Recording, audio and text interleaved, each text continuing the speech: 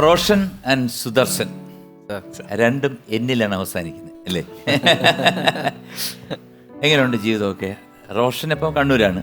Kannur sir. Kannur. Alappuzha sir. Alappuzha. എങ്ങനെയുണ്ട് കൊയ്ത്തൊക്കെ? കൊയ്ത്തിരി മടുപ്പാണ്. ചെറിയ ക്ഷീണമുണ്ട്. അതെ, ക്ഷീണമുണ്ട്. അറ്റ് പ്രസന്റ് എന്താണ്? ഗാനമേള മാത്രമാണോ? സ്കൂളോ അങ്ങനെ എന്തെങ്കിലും? ആലപ്പുഴയിൽ ചെറിയൊരു മ്യൂസിക് സ്കൂളുണ്ട്. പിന്നെ കുറച്ച് ഓൺലൈൻ ക്ലാസ് കാര്യങ്ങൾ അങ്ങനെ അതൊക്കെ എടുക്കുന്നു. റോഷൻ? എനിക്ക് കുറച്ച് റെക്കോർഡിങ്സ് ഉണ്ട്. ബേസിക്കലി ഇൻസ്ട്രുമെന്റൽ റെക്കോർഡിങ്സ് കുറച്ചുണ്ട് സാർ. ഈ കഴിഞ്ഞ 10-15 വർഷമായിട്ട് കുറച്ച് പ്രാക്ടീസ് ചെയ്യുന്നുണ്ടായിരുന്നു സാർ പാരലലി. ഏത് സാർ? ഗിറ്റാർ ഉണ്ട്. പിന്നെ ഈ ഇടയ്ക്ക് ഒരു 4-5 വർഷമായിട്ട് വീണ പ്രാക്ടീസ് ചെയ്യുന്നത്. അത് ശരി. Very good. Thank you sir. അപ്പൊ ഗിറ്റാറും വീണേ? അതെ അതെ സാർ. അപ്പൊ അങ്ങനെ വീണ പ്രോഗ്രാം ചെയ്യാമല്ലേ? അതെ അതെ സാർ. അത്ര ഫ്ലുവൻ്റ് ആയിട്ടില്ലെങ്കിലും ഇപ്പം ഒരുപാട് ഭേദമുണ്ട് സാർ.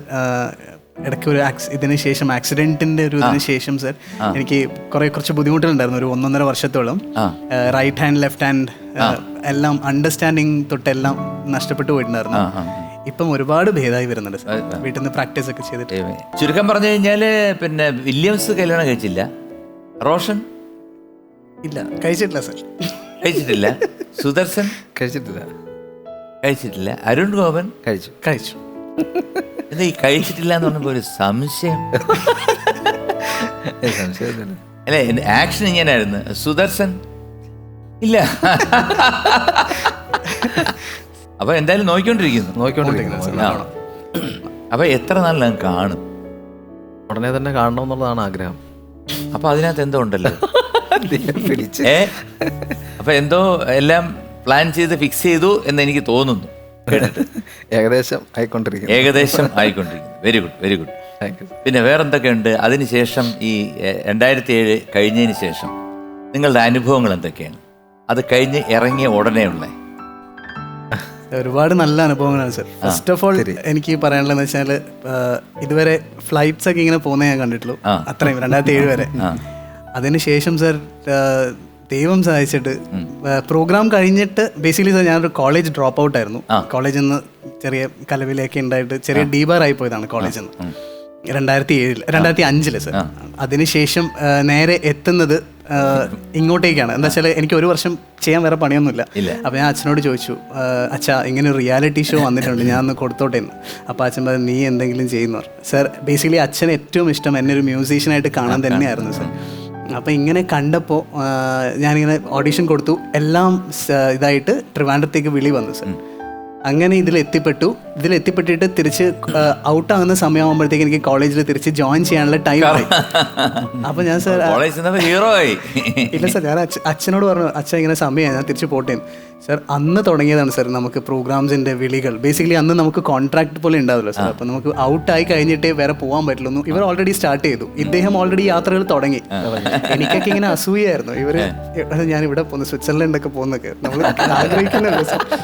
സാർ ഇത് കിട്ടി ഔട്ടായി ഇത് വന്നപ്പോഴത്തേക്ക് കോളേജിൽ പോകാമെന്ന് വിചാരിച്ചപ്പോഴത്തേക്ക് അടുത്ത കോളുകൾ, റോഷൻ ഇങ്ങനെ പരിപാടി ഉണ്ട്. ഫസ്റ്റ് പരിപാടി സാർ അങ്ങനെ ദുബായിൽ അങ്ങനെ സ്റ്റാർട്ട് ചെയ്തു. ഫസ്റ്റ് ഫ്ലൈയിങ് അങ്ങനെയായിരുന്നു സാർ.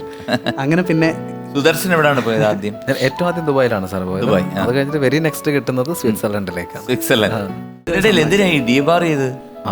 സാർ അത് ചെറിയൊരു കലിപ്പ് സാർ. അത് സാർ ഫസ്റ്റ് ഇയറിൽ കുറേ കിട്ടിയിട്ടുണ്ടായിരുന്നു എനിക്ക്. ഞാൻ ആക്ച്വലി സാർ സാഡ്ലി സാർ നമ്മളെ ഒരു മിക്സഡ് കോളേജ് ലൈഫ് എന്ന് പറഞ്ഞു കഴിഞ്ഞാൽ ഏറ്റവും ബ്യൂട്ടിഫുൾ ആയിട്ടുള്ളൊരു കാലഘട്ടമാണെന്ന് പല വായികളിൽ നിന്നും കേട്ടിട്ടുണ്ട് സാർ. സാർ ഞാൻ ആക്ച്വലി അച്ഛൻ എന്നോട് പറഞ്ഞു, എടാ നീ മ്യൂസിക് ചെയ്ത് നീ ചെന്നൈ പോയിട്ട് മ്യൂസിക് കോളേജ് ജോയിൻ ചെയ്യാനിപ്പം. ഞാൻ പറഞ്ഞു, അച്ഛൻ എന്നെ കൊണ്ട് പറ്റില്ല, എനിക്ക് നിലത്തിരുന്ന് ക്ലാസിക്കൽ ആ ഒരു സാധനത്തിനോട് എനിക്ക് വലിയൊരു താല്പര്യം ഉണ്ടായിരുന്നില്ല സാർ. അപ്പോൾ സാർ ബേസിക്കലി ഞാൻ എന്നിട്ട് ഇങ്ങനെ ഇതിലേക്ക് പോയിട്ട് കോളേജിൽ പോയി കുറച്ച് ഇടിയും പ്രശ്നങ്ങളും ഉണ്ടായി. ഭയങ്കര വില്ലനായിരുന്നു ആ സമയത്ത്. അല്ല സാർ, ഞാൻ അധികം വില്ലത്തരം കാണിച്ചില്ല. എനിക്ക് കിട്ടിപ്പോയി. എനിക്ക് ഫസ്റ്റ് 2-3 പ്രശ്നത്തിൽ തന്നെ കിട്ടി. 1-2 സസ്പെൻഷൻ, പിന്നെ അടുത്ത ഡീബാറും കിട്ടി. ഈ ഡീബാർ വരണമെന്നുണ്ടെങ്കിൽ ഈ സസ്പെൻഷൻ ആദ്യം കിട്ടിയ എന്തിനാണ്?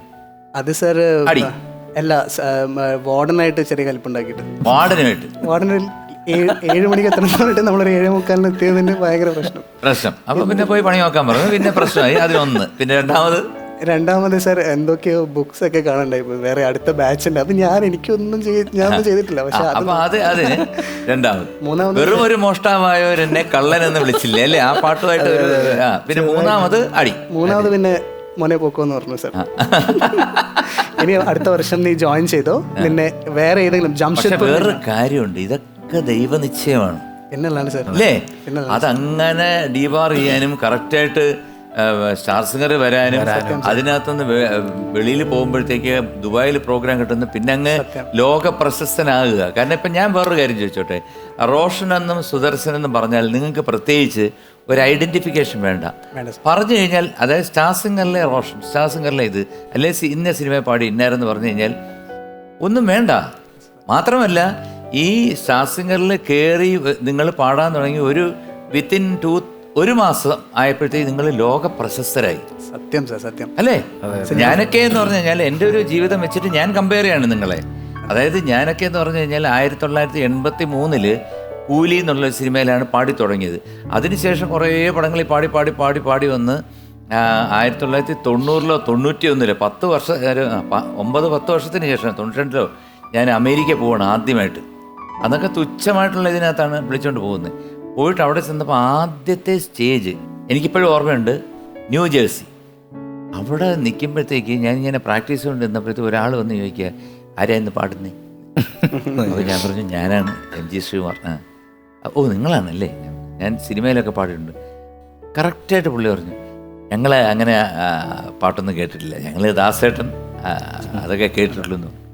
ഒന്ന് ആലോചിച്ചു, 12 വർഷം പാടിയിട്ട് ഒരു മനുഷ്യന് പറഞ്ഞുകൂടാ, ഒരു മാസം പാടിയിട്ട് നിങ്ങൾക്ക് ലോകം മുഴുവൻ നിങ്ങളെ അറിയാം.